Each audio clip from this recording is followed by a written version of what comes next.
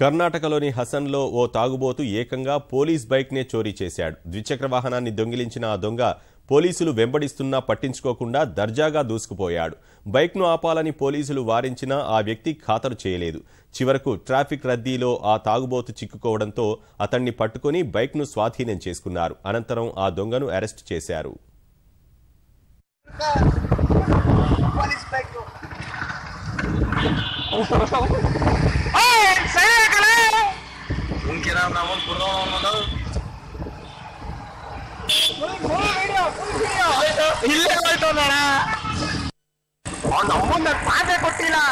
ಪಾತೆ ಕೊಟ್ಟಿಲ್ಲ ನೀನೇ ಅವನು ಮಕ್ಕ ಎಲ್ಲ ಕೊಟ್ಬಿಟ್ಟು ಸೂಪರ್ ಸ್ಟಾರ್ ರಜನಿಕಾಂತ್ ಹೊಡ್ಕೊಳ್ಳಿ